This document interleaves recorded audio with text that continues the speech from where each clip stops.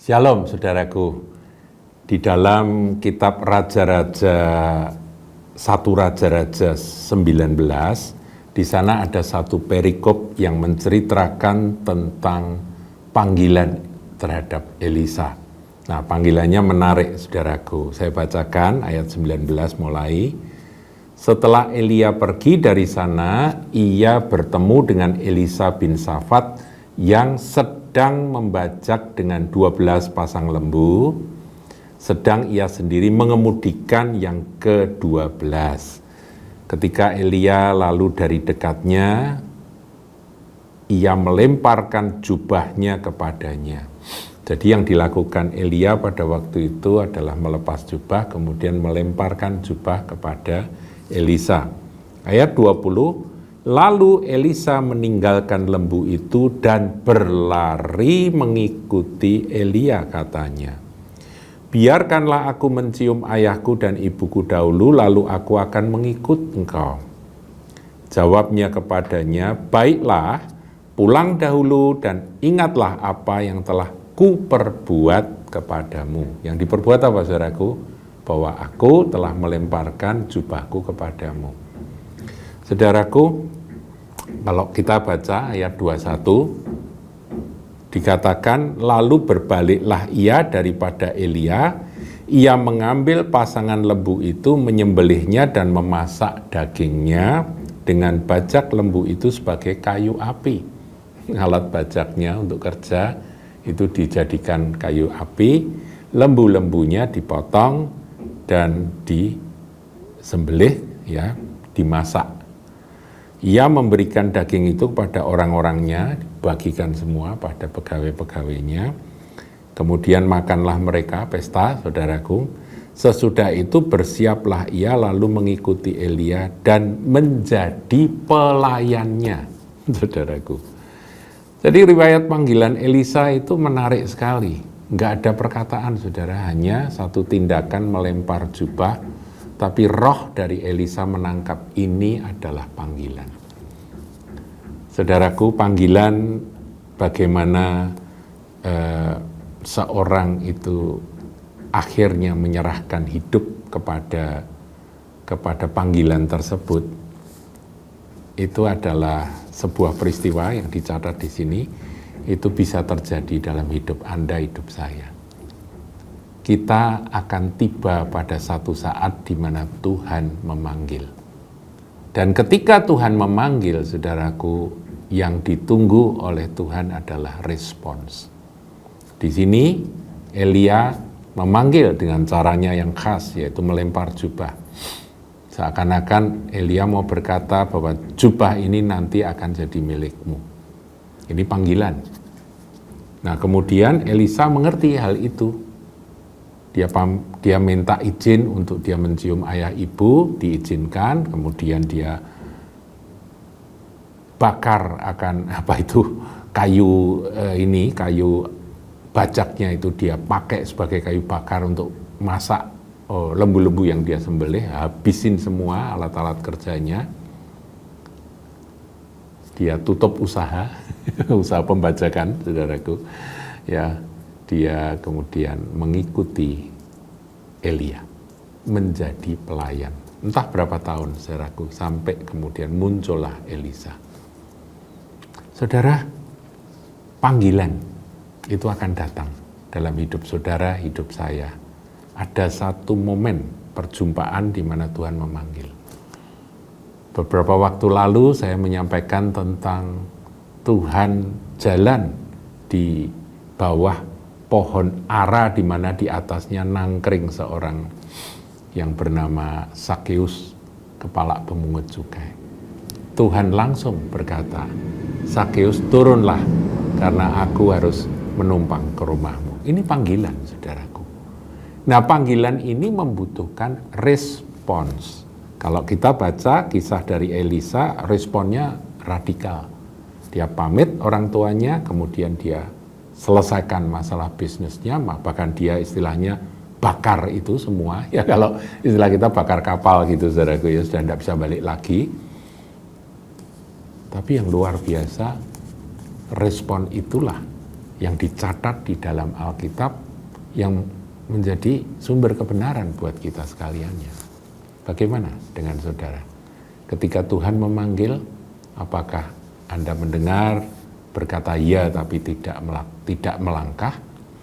Ataukah sudah berkata, ini anugerah yang mungkin tidak terulang lagi dalam hidupku. Ini adalah momen yang terpenting dan aku harus menanggapinya. Berapa kali Tuhan memanggil saudara? Dan saudara berkata, iya tapi tidak melangkah.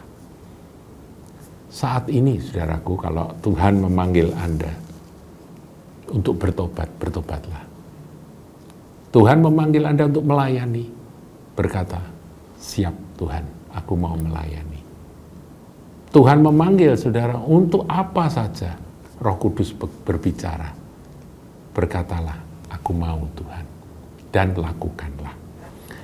Di Perjanjian Baru, saudaraku, ada kisah yang singkat, diceritakan tentang seorang pemungut cukai. Ya, ini pemungut cukai ini bukan hanya Sakeus rupa-rupanya ya. Salah satu murid Tuhan yang bernama Matius atau Lewi, dia adalah seorang pemungut cukai juga. Nah, kita lihat kisahnya yang dicatat oleh Matius sendiri. Di dalam Matius pasal 9 ayat 9.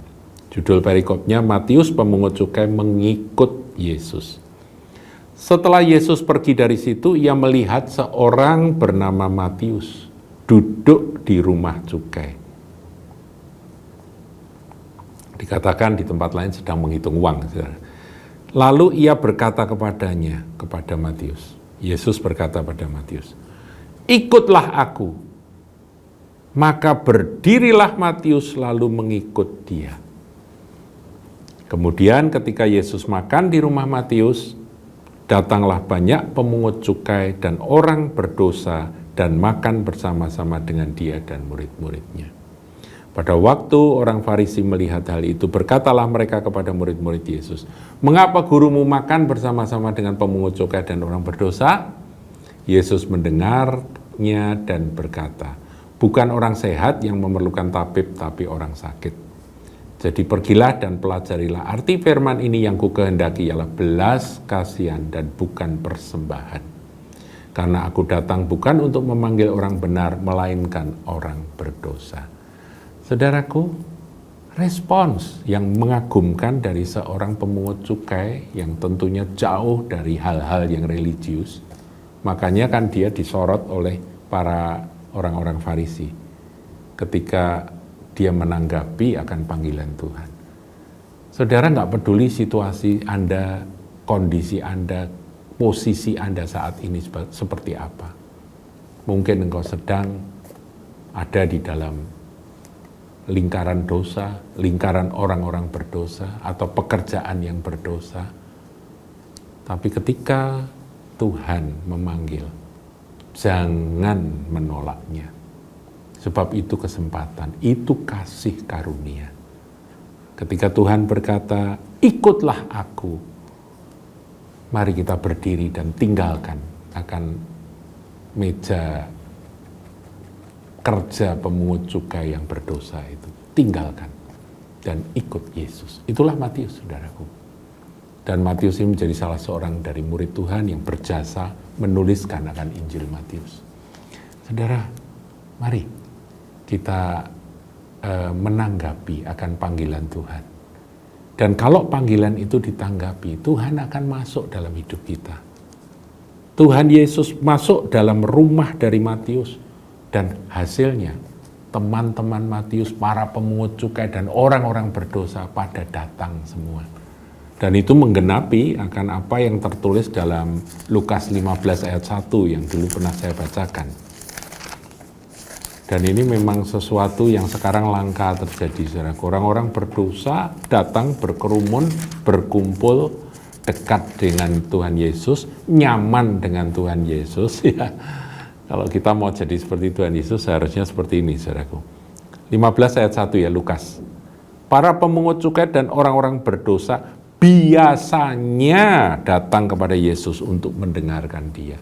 Jadi sering, saudara, Tuhan itu bikin nyaman mereka. Orang berdosa. Ada satu tangan terbuka dari Sang Juru Selamat pada orang-orang sakit ini. Bukan orang sehat yang membutuhkan dokter. Ini orang-orang yang sakit rohani, orang berdosa. Mereka datang dan kasih karunia Tuhan menyelamatkan mereka. Mereka bertobat. Matius atau Lewi meninggalkan akan meja tempat dia bekerja sebagai pemungut cukai, mengikut Yesus. Seperti Elisa, panggilan itu datang. Dia jual semuanya, dia ikut Yesus. Dia tinggalkan semuanya, dia ikut Yesus. Ini adalah sebuah kebenaran yang diceritakan dalam Alkitab dan ini bisa terjadi dalam hidup saudara saat ini. Ketika panggilan itu datang, respon Anda ditunggu oleh Tuhan. Ayo kita belajar dari Elisa, belajar dari Matius atau Lewi. Tuhan Yesus memberkati.